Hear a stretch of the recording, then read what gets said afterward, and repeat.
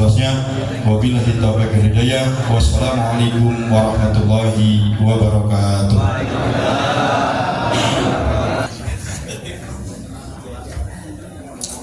Assalamualaikum warahmatullahi wabarakatuh.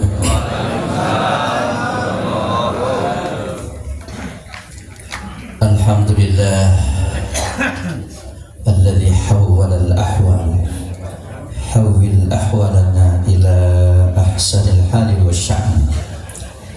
Asyhadu an la ilaha illallah wahdahu la syarika lah alladzi a'adda ibadahu ta'ibina bil ghufran.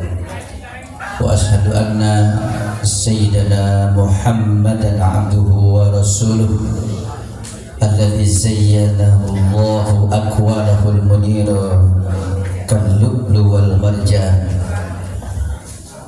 Wassalatu wassalamu ala sayyidina Muhammadin wa ala alihi wa ashabihi wa man tabi'ahum bi ihsan. Amma ba'd.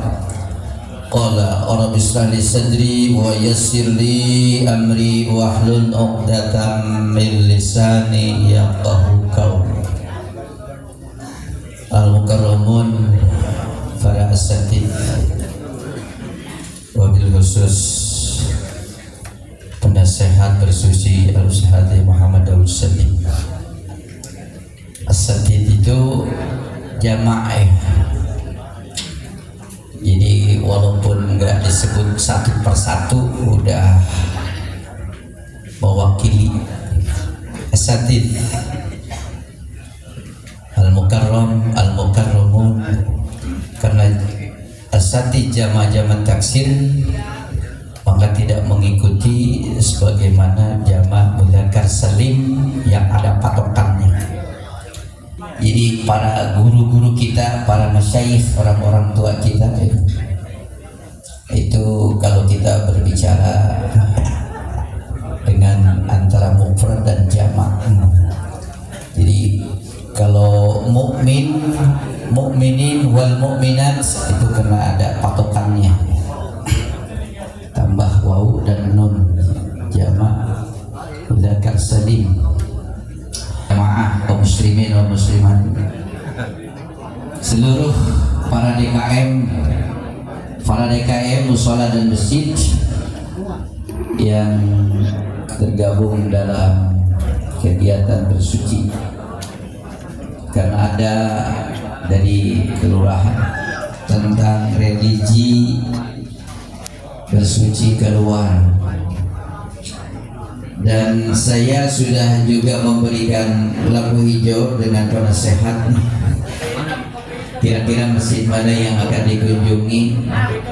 Masjidnya luas, halaman parkir memadai, terlebih-lebih kamar mandinya banyak, bersih, dan itu tempat ziarah juga dekat kita. Yang jelas insya Allah kita berangkat, cuma nunggu ini dulu nih, 100 lebih sedikit lagi seragamnya yang masih sekarang dalam proses. Jadi kalau sudah nih kurang lebih 500 lebih ketua LPM, kurang 100 sedikit lagi lah. Kalau ini sudah, saya minta nih kepada konvensinya minggu ini selesai. Bagian nih minggu besok nih, kalau kita belajar di sekolah tuh tahun sebelum Masehi, berarti sebelum Nabi Isa diangkat ke langit. Nah setelah itu ada tahun Hijriyah. Tahun Hijriyah itu dimulai dari hijrah Nabi dari Mekah ke Madinah, makanya disebut Hijriyah. Dimulai dari hijrah Nabi. Dari mulai tahun Masehi ditetapkan sejak Nabi Isa diangkat ke langit sampai tahun Hijriah, jedanya berapa tahun tuh? Kurang lebih 500 tahun. 500 tahun lebih. Itu yang di situ nggak ada Nabi tuh. Nabi Isa udah diangkat, Nabi Muhammad belum lahir. Nabi Muhammad baru lahir tahun 571 Masehi. Diangkat jadi Rasul umur 40 tahun. Dakwah di Mekah berapa? 13 tahun. Di Madinah 10 tahun. Umur Nabi cuma 63 tahun. Wafat di Madinah, dimakamkan di Madinah. Jadi setelah Nabi Isa diangkat ke langit, dengan lahirnya Nabi dan sampai diutus Nabi itu 500 tahun lebih nggak ada Nabi. Itu yang disebut masa patroh. Masa patroh, nggak ada Rasul, nggak ada nih di dunia ini kosong dari kerasulan. Makanya kata Allah dalam Al-Quran, wa ma kunna mu'adzabina hatta nab'atsa rasul.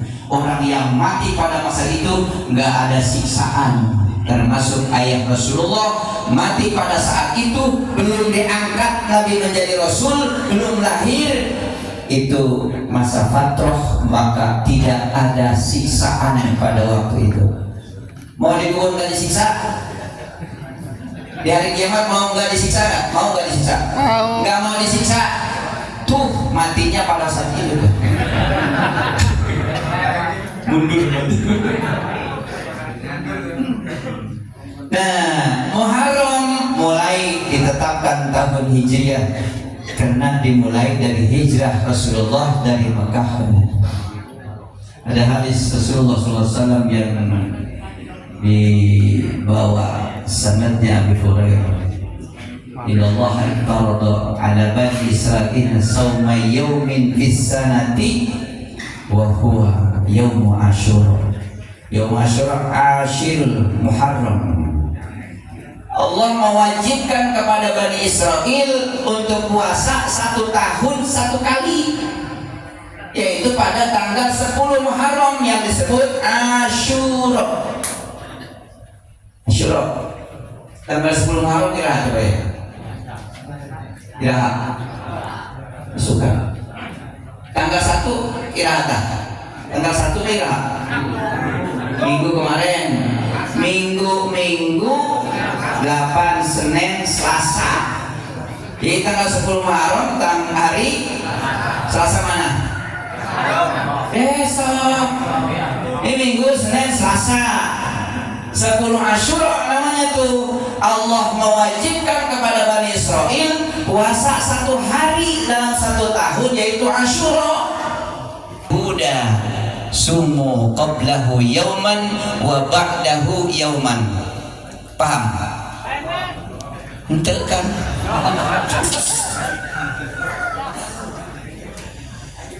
Karena Bani Israel diwajibkan puasa 1 tahun 1 kali hari Asyura, kata Rasulullah, puasalah kamu sekalian kepada umatnya nih. Berarti kita disuruh puasa tanggal 10 bulan Muharram, cuma harus berbeda dengan Yahudi. Yahudi cuma 1 kali doang, tanggal 10 doang. Umat Islam jangan sama dengan orang Yahudi. Karena itu sumu qablahu yauman, puasa kamu sebelum tanggal 10 1 hari dan 1 hari. 3 hari erek moal. Insyaallah. Ibu tadi insyaallah. Insyaallah mampu mahal kan jenama. Biasanya dia janji insyaallah mah datang lagi umum, datang ntar ya di acara saya insyaallah. Kalau sudah begitu tuh umum tuh, tenang aja udah tuh yang bilang begitunya. Iya, kalau datang alhamdulillah, nggak datang juga udah insyaallah ini. Puasa. Jadi tanggal 9 puasa, tanggal 10 iya, tanggal 11 juga iya. Dimulai tanggal 10 itu hari Selasa, kan Senin sunat puasa. Berarti kalau kasua, niatnya kasua, nanti Seninnya ke bawah. Gitu. Senin, Selasa, Asyuranya, terus Rebo puasa, Kamis disunatin lagi puasa. Berarti berapa hari? Senin, Selasa, Rebo, Kamis, erek mual.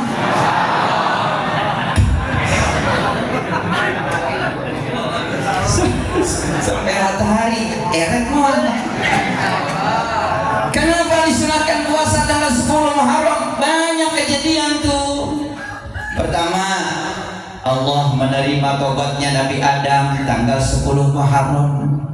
Allah pertama kali nurunin hujan tanggal 10 Muharram. Rahmat diturunkan pertama tanggal 10 Muharram. Allah menyelamatkan Nabi Musa dari kejaran Fir'aun tanggal 10 Muharram. Allah mengeluarkan Nabi Yunus dari perut ikan tanggal 10 Muharram. Allah mengembalikan penglihatan Nabi Yakub. Dulu pernah nggak melihat tuh Nabi Yakub tuh, dikembalikan lagi penglihatannya tanggal 10 Muharram. Nabi Ayub pernah sakit parah yang tidak menghilangkan sifat akhlak basyariahnya, sifat kenabiannya, disembuhkan lagi oleh Allah pada tanggal 10 Muharram. Nabi Musa alaihi salam, Nabi Nuh itu dunianya pernah tenggelam semuanya. Semua satu persatu berjodoh-jodohan naik ke perahu Nabi Nuh. Terus bersandar itu kapal terakhir di mana tuh? Tanggal 10 bulan Muharram di Bukit Judi. Tahu Bukit Judi? Bukan main ini judi. Bukit Judi. Ini dunia langit hujan terus. Ini bumi ini banyak sumberan mata air. Di atas turun hujan, dari bumi datang sumberan air, mata air. Entutlah kekurangan. Aja kita sudah kebayang, udah DKI hujan sehari semalam juga udah banjir. Apalagi nyumber dari bawah. Udah nyumber dari bawah, hujan juga turun dari atas. Wakila ya ardu bla'i ma'aki wa ya sama'u aqli'i wa ghidal ma'i wa qudiyal amr fastawat ala judi. Kata Allah dalam Al-Qur'annya, ya ardu bla'i ma'aki, hei bumi, udah 40 hari 40 malam tuh hujan. DKI sehari semalam juga hujan terus-terusan nih, banjir. Ini mah 40 hari 40 malam hujan terus di bawah nyumper. Bukan banjir lagi itu mah, bukan banjir lagi. Tapi kata Allah, hei bumi, seraplah air yang ada, berhentikan tuh sumberan air, jangan mancur lagi, berhenti.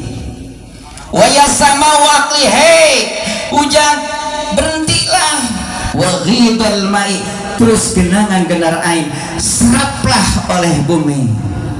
Wa qudiyal amru, semua telah selesai urusannya. Wastawat ala judi, itu kapal bahtera Nabi Nuh menepi ke Bukit Judi, gunung yang ada di bagian Jazirah Arab. Ada yang menyebutnya itu sampai ke Mausil. Kapal tawaf di genangan banjir, bukan genangan lagi, banjir yang begitu dahsyat. Tawaf Baitullah Allah angkat ke atas, bekasnya tapi masih ada. Kapal tawaf Hajarul Aswad Allah titipkan di Jabal Bubes, sehingga ada yang mengatakan di dunia ini ada 3 gunung yang dihormat oleh Allah dengan sebab 3 orang. Pertama, Bukit Judi Allah muliakan dengan sebab Nabi Nuh alaihissalam. Kedua, Gunung Tursina dengan sebab Nabi Musa alaihissalam yang disebut Kalimullah. Yang ketiga adalah Gunung Nur, Jabal Nur, yang di sana ada Gua Hira dengan sebab Nabi Muhammad SAW menerima wahyu. Ada 3 gunung yang dimuliakan oleh Allah dengan sebab 3 orang tadi. Yang pertama siapa? Siapa Nabi siapa? Pertama gunung apa ya? Ulangan ini. Judi dengan sebab siapa? Nabi Nuh. Yang kedua Gunung Tursina dengan sebab Nabi Musa. Yang ketiga Gunung Nur, yang di sana ada Nabi Muhammad. Gua Hira dengan sebab Nabi Muhammad sallallahu alaihi wasallam. Jangan lupa lagi besok ulian. Allahu Akbar. Berapa hari itu Nabi Nuh kapalnya berlayar di samudra luas. Berangkat dari tanggal 1 Rajab, berakhir 10 Muharram. Berarti berapa bulan? 5 Rajab, Sya'ban, Ramadan, Syawal, Rajab, Sya'ban, Ramadan, Syawal, 6 bulan. Itu naiknya tanggal 1 Rajab. Naiknya tanggal 1 Rajab tuh. Cuma pas begitu dalamnya sampai anaknya Nabi Nuh dipanggil-panggil nggak mau, dia akan berangkat ke bukit, ke puncak gunung, padahal puncak gunung juga tenggelam. Itu dimulainya, sehingga 6 bulan angkleng-angklengan. Bahasa Indonesia nggak angkleng-angklengan, berlayar di samudra luas. Itu semua kata Allah dalam Al-Quran aswaja. Begitu bukit itu berjodoh-jodohan semuanya, berpasang-pasangan. Hewan berpasang-pasangan. Semua hewan-hewan yang ada sekarang ini dari dulunya sudah naik kapal Nabi Nuh. Itu kalau 6 bulan. Kalau 6 bulan di kapal itu kan banyak hewan, berarti pada berak gitu kan ya. Apalagi anjing, babi, segala berak. Semua yang mogolado yang bukan mogolado naik semua, pada berak semua tuh. Kata Nabi Nuh kepada hewan-hewan, hei kamu jangan berhubungan badan, sebab kita tidak tahu ini kalau tambah hubungan badan berarti tambah banyak, nanti nggak muat nih, bisa tenggelam kapal kita nih.